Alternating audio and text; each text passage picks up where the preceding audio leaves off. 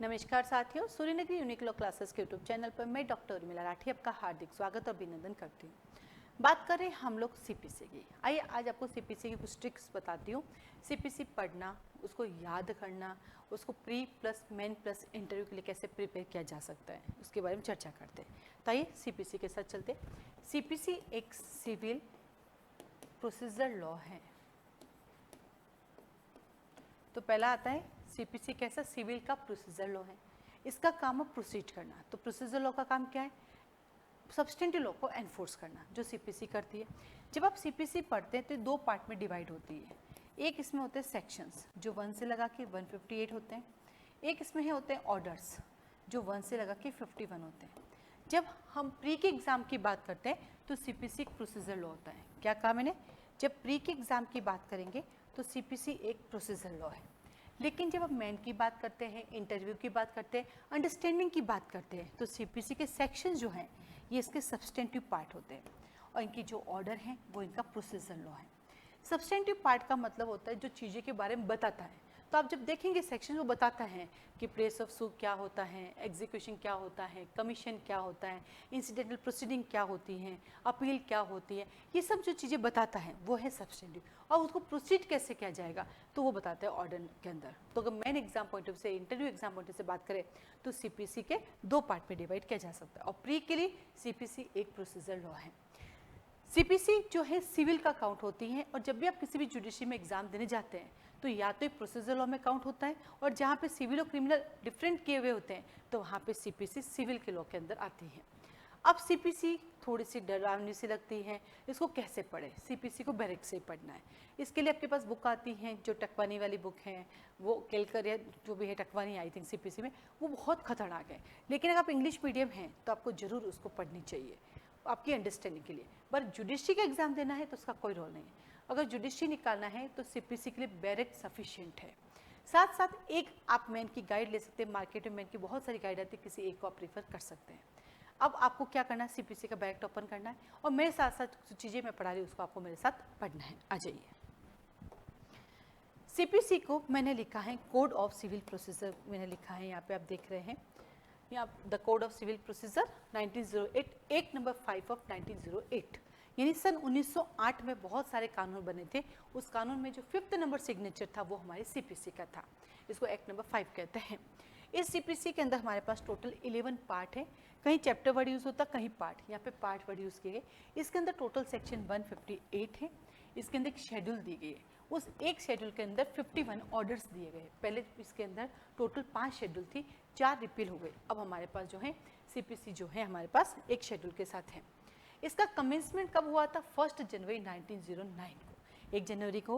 हमारे पास ऐसे बहुत से लॉज है जो 1 जनवरी के, जैसे लिमिटेशन है वो भी 1 जनवरी का है। तो हम जब जुडिशरी की प्रिपरेशन करते ना तो अपने जितने भी सब्जेक्ट होते हैं कोर्स में उनके सारे ईयर्स लिख के रखो, ये अपने लिए अच्छा लगता है और कभी कभी एग्जाम में क्वेश्चंस भी आ जाते हैं। तो इसका कमेंसमेंट 1 जनवरी को हुआ। इसका एक्सटेंड पूरे इंडिया में कब से हुआ? 31 अक्टूबर 2019 से। क्योंकि 31 अक्टूबर 2019 को क्या हुआ? कॉन्स्टिट्यूशन का जो आर्टिकल 370 था उसको हटा दिया गया। तो जैसे उसको हटाया तो हमारे इंडिया के मोस्ट ऑफ लॉज जो है वो हमारे कॉन्स्टिट्यूशन पे, जो वो हमारे जम्मू कश्मीर पे अप्लाई हो गए।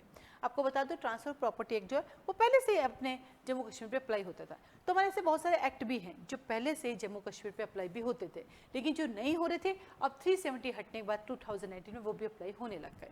देन आता है इसके सिग्नेचर कब हुए? सिग्नेचर एक 21 मार्च 1908 को सीपीसी पर सिग्नेचर हो गए। तो जब भी आप कोई भी लॉ पढ़ते हैं तो सबसे पहले आप सुंदर सा इसका उस एक्ट के बारे में जान लीजिए।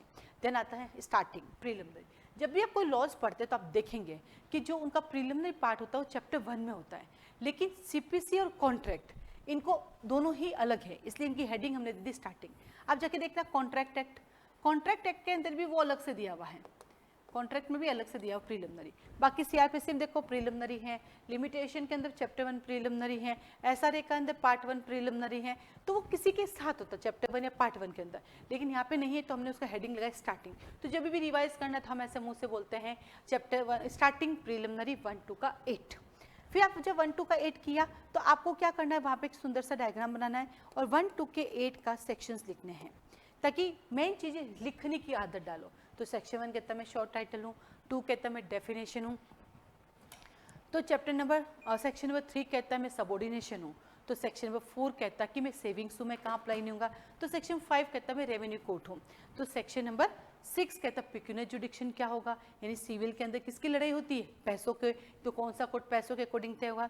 सेक्शन 7 कहता है मैं आपका प्रांतीय हूँ, और सेक्शन 8 कहता है मैं प्रोविंशियल हूँ। तो क्या करेंगे आप जब लिखेंगे प्रीलिमिनरी तो उसको डिवाइड करके उसके 8 के 8 सेक्शन का टाइटल लिख देंगे, क्योंकि सबसे बड़ी दिक्कत है हमारे पास सीटिंग पार नहीं होती है, तो आदत डालना है लिखने की तो लिखे और डायग्राम बनाए, मतलब सुंदर सुंदर चार्ट बनाइए बढ़िया से। दूसरों के चार्ट को क्यों खरीदना, खुद की चार्ट बनाते हैं अपन, इसका सुंदर चार्ट बनेगा, बहुत बड़ा चार्ट बनेगा, अपने कमरे में लगा दो, आते फिरते चलते देखते जाओ, और जब भी नई चीज मिले उसमें ऐड करते जाओ, और लिखने की आदत डालोगे तो खुद का लिखा हुआ हमेशा याद रहता है।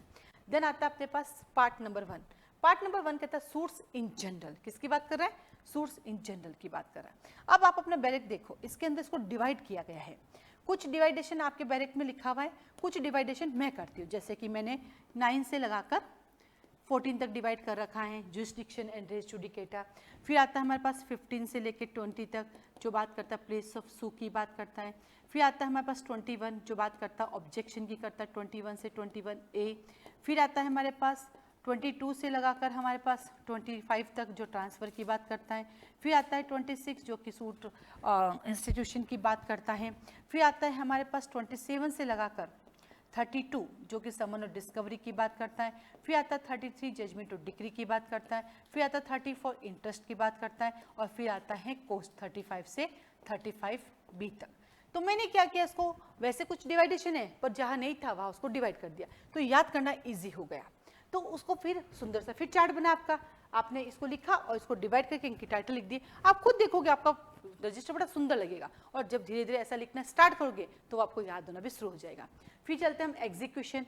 तो क्या कहा, सूट्स इन जनरल, ये पूरा का पूरा प्रोसीडिंग बताता है, आप पढ़ना इसको, आप खुद के सामने से कोर्ट की सारी प्रोसीडिंग आपकी आंखों के सामने दिखेगी। अच्छा सबसे पहले ये हुआ, जब भी सूट आता तो सिविल नेचर का होना चाहिए, सेक्शन 9 कहता है। सेक्शन 10 कहता है पहले से केस पेंडिंग है तो दूसरे केस को आप इंस्टीट्यूट तो करेंगे लेकिन आप उस पर ट्रायल नहीं करेंगे। तो तीसरा कहता है सेक्शन 11 कहता है पहले से डिसीजन आ गया, अब दोबारा हियरिंग ही नहीं करेंगे रेस जुडिकेटा। फिर सेक्शन नंबर 12 कहता है बार ऑफ अदर सूट, कभी कभी प्लेंटिव के लिए। सेक्शन 12 जो है सिर्फ प्लेंटिव के लिए, कि प्लेंटिव जो है सेम मैटर पे फिर से सूट इंस्टीट्यूट नहीं कर सकता। 13 और 14 है foreign court of foreign judgment की बात करता है, ये देखो पहला टॉपिक खत्म हो गया। 15 कहता है मैं लोएस्ट कोर्ट के पास जाऊंगी। 16 कहता है जब सब्जेक्ट मैटर है। 17 कहता है मोर देन वन, यानी दो डिफरेंट कोर्ट पे जुडिक्शन है। 18 कहता है अनसर्टेनिटी है, तो अनसर्टेनिटी क्या आता है सुनेंगे। 19 कहता मैं तो मूवेबल प्रॉपर्टी ओडी की बात करूंगा। 20 कहता है भैया 15 से लेके तुम्हारे जब 19 में नहीं आए तुम मेरे पास आ जाना, मैं यहाँ बैठा हूँ, बैठ गए। फिर चले 21 और 21A के अंदर, तो 21 क्या कहता है, मैं जो ऑब्जेक्शन करूंगा तुम सही प्लेस पे नहीं आए, तुम्हारे पेक्यूनियर जुडिक्शन नहीं है, तुम्हें एग्जीक्यूशन का राइट नहीं, 3 सबसेक्शन देखें। 21A कहता है कि जब भी आपको 21 में कोई ऑब्जेक्शन होता है प्लेस से रिलेटेड, तो आपको सेपरेट सूट इंस्टीट्यूट नहीं करना है, आपको उसी कोर्ट में एप्लीकेशन लगानी है कि यू हैव एन जुरिस्डिक्शन। आपको दूसरा सूट इंस्टीट्यूट करके डिग्री नहीं लेनी, उसी में ऑब्जेक्शन लगाना है। देन आता है 22 जो आता है सिर्फ और सिर्फ किसकी बात करता है, डिफेंडेंट की, कौन ट्रांसफर कर सकता है। अब यहाँ जैसे मैं 22 से 25 में आई कि वैसे वैसे मुझे CRPC याद आ गया। तो अब देखो अपने चार्ट में आपको कोरिलेट करना है, यहाँ पे अपने चार्ट में कोरिलेट करेंगे और वहाँ पे CRPC आ जाएगी। पता आप लोगों को CRPC का भी एक चैप्टर है, CRPC चैप्टर नंबर 31, 406 से 4112, यानी 406 से 412 भी ट्रांसफर की बात करता है और 22 से 25 भी ट्रांसफर की बात करता है। इसको कहते हैं कोरिलेट करना, ताकि ये आपकी मेमोरी को एक और क्या करता है, वो बहुत स्पीडी देता है, आपकी मेमोरी को ना फोर्स करता है, याद करने की क्षमता को बढ़ाता है, ये वहाँ काम आता है। तो हम जो कनेक्टिविटी करते हैं वो याद करवाते हैं आपकी exam point of view, exam में लिखने के लिए नहीं, आपकी नॉलेज के लिए, आपकी मेमोरी को स्ट्रॉन्ग करने के लिए करवाते हैं। ठीक है, फिर हम चला के 26 सूट इंस्टीट्यूट करना। अब जब आप CPC पढ़ते हैं तो इसमें एक और दिक्कत है, इनके साथ ऑर्डर्स भी चलते हैं। जैसे 26 है ना, इसके साथ ऑर्डर 4 भी है। लेकिन हम क्या करते हैं कि जब आपके सेक्शन कंप्लीट हो जाते हैं, हम जब क्लास में पढ़ाते हैं, तो देन हम ऑर्डर्स को सेक्शन के साथ कोरिलेट कराते हैं। उससे क्या होता है, सेक्शन आपको याद होता है। अगर बीच बीच में मैं सेक्शंस ऑर्डर्स रूल होंगी, आप बहुत इरिटेट हो जाओगे। पहले पूरा सेक्शन कर लो, फिर ऑर्डर आते ही वापस उनके साथ जोड़ो, क्योंकि पहले वाला तो आपको याद रहता है, तो ऑर्डर्स भी आ जाते हैं। फिर 27 से 32 आ जाता है हमारे पास, जो फिर आया अपने पास, हाँ 22 अक्यूज्ड सॉरी डिफेंडेंट एप्लीकेशन लगाएगा ट्रांसफर की। 23 कहता है कहाँ पे एप्लीकेशन लगाओगे, जहाँ पे दोनों का अपीलेट कोर्ट सेम है तो अपीलेट कोर्ट में जाएंगे, चाहे डिफरेंट है तो हाई कोर्ट पे जाएंगे, और नहीं तो फिर हम क्या करेंगे, उस केस में जो है हम अदर की जगह चले जाएंगे। देन आता है आपके पास सेक्शन नंबर बात करता है 24, और 24 कहता है हाई कोर्ट के बारे में कि हाई कोर्ट और डीजे को ट्रांसफर कैसे करेगा। और देन आता है आपके पास 25 और बात करता है सुप्रीम कोर्ट के ट्रांसफर की कैसे बात करते हैं। देन आता है सेक्शन 26 होता है, चलो सूट इंस्टीट्यूट करने चलते हैं। 27 से 32, 27 कहता है कि विद इन 30 डेज में आपको समन भेजना होता है। 28 कहता है आउट ऑफ स्टेट की बात करता है, तो 29 कहता है फॉरेन की बात करता है। तो 30 कहता है कि डॉक्यूमेंट्स ले आओ, डिस्कवरी करा लो, तो 31 कहता है विटनेसेस को बुला लो, तो 32 कहता है कि हमने आपको बुलाया, आप नहीं आए, अपने डिफॉल्ट करोगे तो हम आपको यहाँ पे वारंट, यहाँ पे देखो 32 में आपके लिए लिखा है कि वारंट भी जारी किया जा सकता है। क्या कर सकते हैं, वारंट जारी कर सकते हैं, आपके ऊपर पेनल्टी फाइन कर सकते हैं। तो ये बड़ी सरप्राइज वाली बात हो गई ना कि सीपीसी में भी वारंट प्रोड्यूस किया गया है। देन आता है आपके पास सेक्शन 33, सब कुछ हो गया, चलो अपन जजमेंट और डिक्री दे देते हैं।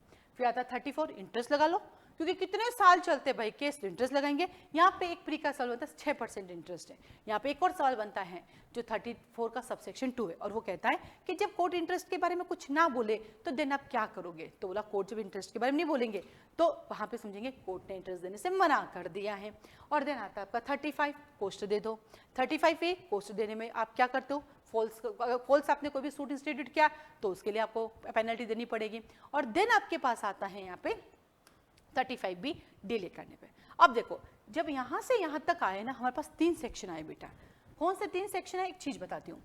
9 से लगा के 35B तक आए ना, तो हमारे पास यहाँ पे 3 सेक्शन आए। पहला सेक्शन आया 25, दूसरा आया 32 और तीसरा आया 35A। इन तीनों में अमाउंट लिखा हुआ है, याद करने का तरीका बताती हूँ। ये 2 आगे है, इसमें 2000 रुपीज है, ठीक है। इसमें 3 आगे है, इसमें 3000 रुपीज है, और इन दोनों की काउंटिंग करो 5000 है। क्योंकि आप देख लीजिए इनमें से किसी की, इन दोनों की काउंटिंग करोगे तो 7 होगा, इन दोनों की काउंटिंग 8 होगा। इसका मतलब जिनकी काउंटिंग 5 होती है 5000 उसके हो गए। बाकी इसका आगे 2 है, 2000 लिख दो, इसके आगे 3 है, 3000। अब आप कहेंगे दोनों के 3 है तो इसलिए मैंने इसलिए कहा कि इनमें से जिसकी काउंटिंग करो 5 कौन है, पहले 5 वाले को निकालो, फिर बचे जो 2 का 2 और 3 का 3, है ना। इंटरेस्टिंग। तो इस तरह से सीपीसी को करना, उसको तोड़ के और उसके टुकड़ों को याद करना है, और जिस दिन ये सीख जाओगे याद हो जाएगा। तो पहला कहता प्रिलिमिनरी 1 to काइट, सेकंड कहता सूट्स इन जनरल, तीसरा कहता है एग्जीक्यूशन। अब जब पूरी कहानी हो गई, डिग्री ऑर्डर आ गया, तो जो चीज आपकी वो हम आपको दे देंगे, तो हम क्या करेंगे, आपका एग्जीक्यूशन करेंगे। 36 से 74 इसके पश्चात एक बहुत शानदार ऑर्डर पड़ते हैं, और वो है ऑर्डर नंबर 21। पता है उसमें कितने रूल है, 106, 36 से 74। इसको भी डिवाइड किया जाता है, इसका भी डिवाइडेशन होता है। पहला होता है 36 to 37, दूसरा होता है 38 से 45, 46, तीसरा होता है 47, चौथा होता है 48, पांचवा होता है 49 से 50, छठा होता है 51 से 55, 54, सातवां होता है 55 से लेकर 59, आठवां होता है 60 से लेकर 64, नौवां होता है 65 से लेकर 67, 10वां होता है 68 से 72 जो रिपील हो गया है, और 11वां होता है 73 और 12वां होता है 74। यानी एग्जीक्यूशन को याद करना है तो इसको 12 पॉइंट में डिवाइड कर लीजिए, वो ऑलरेडी आपके बैरेक में है। तो आप सोचो कितना इजी हो गया इसको याद करना, चुटकियों में काम हो गया, डिवाइड कर लिया, याद हो गया। तो पहला प्रिलिमिनरी आया, फिर सूट्स इन जनरल को लाया, फिर एग्जीक्यूशन कराया।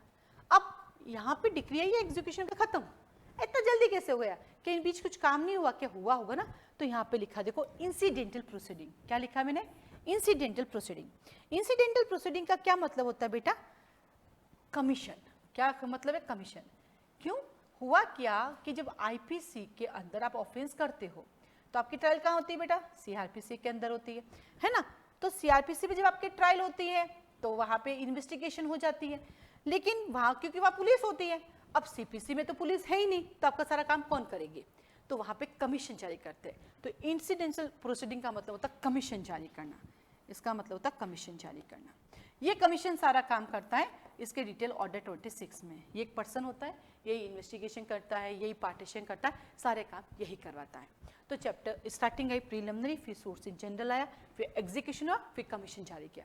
कमीशन जारी क्यों किया, क्योंकि सरकार तो आती नहीं है, तो आया अगला चैप्टर सूट्स इन पर्टिकुलर केसेस। इसको भी डिवाइड करते हैं पर्टिकुलर केसेस में। देखो 79 से लेकर 82 तक आती है हमारी गवर्नमेंट, 83 से लेकर 87A तक आती है हमारे रूलर्स वगैरह, और 87B में उनको डिफाइन किया जाता है, और फिर आता है 88 इंटरप्रेटर सूट। तो क्या कहा, सूट्स अगेंस्ट बाय गवर्नमेंट है वो तो आएगी नहीं, तो वहां पे हमारा बंदा भेजना पड़ेगा, तो यहाँ पे हम कमीशन जारी, यहाँ पे इसको बोलते हैं पर्टिकुलर केसेस। तो कमीशन जारी किया इनके लिए, कहाँ से कहाँ तक, 79 से 88। अब सरकार से तुम पंगा लोगे तो गड़बड़ हो जाएगी, तो हम बाहर ही सेटलमेंट कर लेते हैं। तो अगला कहता है special proceeding, it's mean court के बाहर सेटलमेंट करना, जिसको हम बोलते हैं ADR। क्या बोलते हैं, ADR, हिंदी में वैकल्पिक विवाद निपटारा, अल्टरनेटिव डिस्प्यूट रिजोल्यूशन। इसको भी डिवाइड किया जाता है। सेक्शन 89 ADR है, सेक्शन नंबर 90 स्पेशल केसेस हैं, यानी फ्रेंडली सूट बोलते हैं इसको हम, फ्रेंडली सूट। फिर आप देखेंगे तीसरा पब्लिक न्यूसेंस 91 से 93। अब देखो यहाँ पे पब्लिक न्यूसेंस आया, ये पब्लिक न्यूसेंस CRPC में भी आता है। CRPC में पब्लिक न्यूसेंस कहाँ पे आता है, 133 से 143 में आता है। ठीक है, हमारे पास पब्लिक न्यूसेंस IPC में भी आता है 268 में, और हमारे पास पब्लिक न्यूसेंस टॉर्ट में भी आता है। तो देखो पब्लिक न्यूसेंस कितनी जगह आता है, तो जब आप अपना चार्ट बनाते हो तो ये सब चीजें ऐड करते जाओ, इससे कहते हैं हमारे लिंक करना। और ये मैं अब से नहीं करा रही हूँ, 2018 से जब यूट्यूब आई तब से करा रही हूँ, और क्लास में तो हमेशा ही कराते हैं। इससे क्या होता है, स्टूडेंट को रिकॉल होती रहती चीज़ें। जब हम ड्यूरिंग क्लास पढ़ाते हैं तो बार बार चीज़ें पूछते रहते हैं, तो कुछ चीज़ें आपको हमेशा के लिए याद हो जाती है। देन आता है हमारे पास चैप्टर नंबर 6 कहता है सप्लीमेंटल प्रोसीडिंग्स। सप्लीमेंटल प्रोसीडिंग 94 से 95 क्या होती है, केस चलना शुरू हुआ, अब आप भागने लगे तो आपको पकड़ने के लिए हमें क्या करना पड़ेगा, सिक्योरिटी लेनी पड़ेगी। प्रॉपर्टी को बेचने लगे तो हमें उसमें स्टे लाना पड़ेगा, जरूरत पड़ी तो प्रॉपर्टी का अटैचमेंट करना पड़ेगा, जरूरत पड़ी तो इंटरलोकेटरी ऑर्डर देना पड़ेगा, और द एंड ऑफ हमें रिसीवर को अपॉइंट करना पड़ेगा। ये सब प्रोसीडिंग ड्यूरिंग ट्रायल चलती रहती है, तो इसको बोलते हैं सप्लीमेंटल। हम जिम जाते हैं तो जिम में एक्सरसाइज करते हैं, लेकिन पतला होने के लिए हमें साथ में हमें सप्लीमेंटल्स भी लेने पड़ते हैं।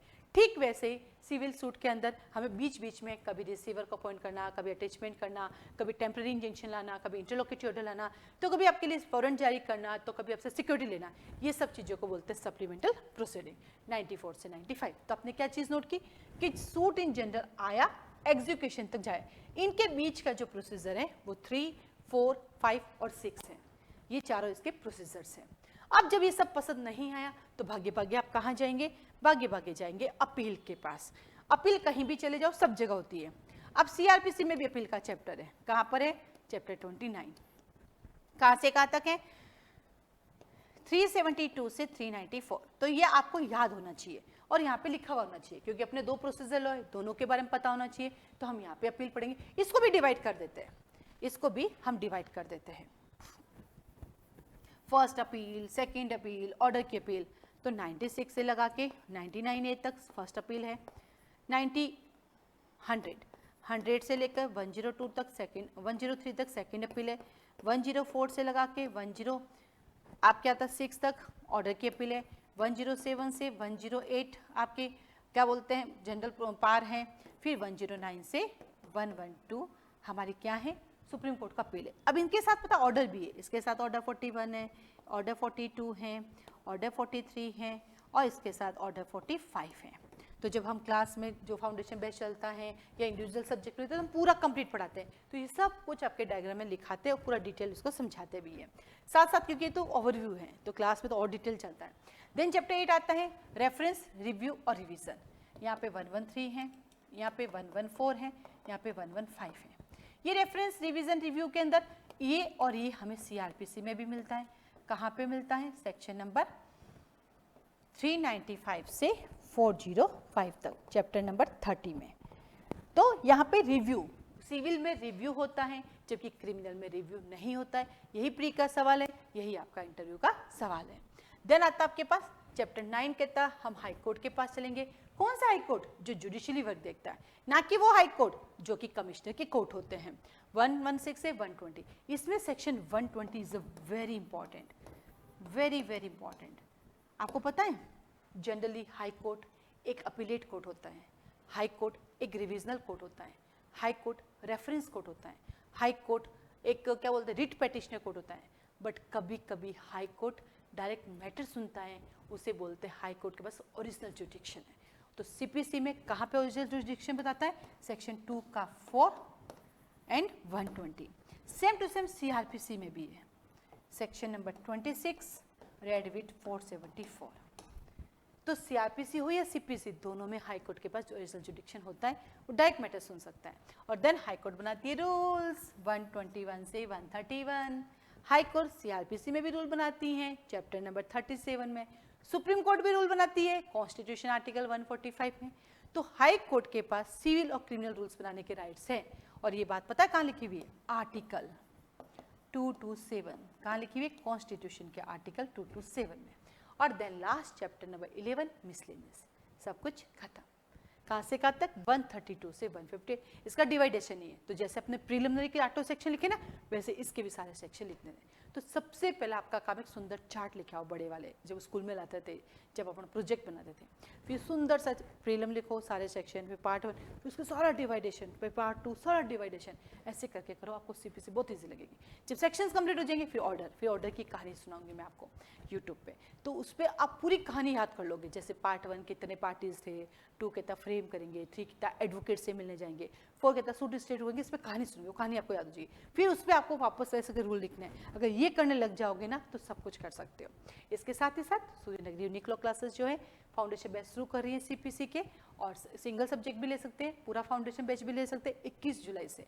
तो आप क्लासेस ज्वाइन कर सकते हैं। डेमो लेना तो रजिस्ट्रेशन फीस सबमिट करके 3 दिन डेमो लेके देख सकते हैं। रजिस्ट्रेशन फीस रिफंडेबल नहीं होती ना एडजस्टेबल है, क्योंकि 800 वीडियो इसमें सारा डेमो देख सकते हैं। इसके अलावा जो कोर्स आप ज्वाइन करना चाहते हैं, इंडिविजुअल सब्जेक्ट ले सकते हैं, उसकी इंडिविजुअल फीस है आपकी। पूरा फाउंडेशन बेस है तो उसकी फीस है। उसके बारे में जानकारी चाहिए तो आप मुझे कॉल मैसेज कर सकते हैं 9950574460 पे। हमारे यहाँ पे ऑनलाइन ऑफलाइन दोनों क्लासेस चलती है, ऑनलाइन और ऑफलाइन दोनों क्लासेस चलती है, और लाइव क्लासेस चलती है।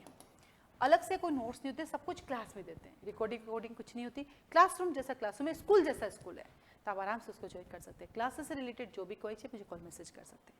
आज के लिए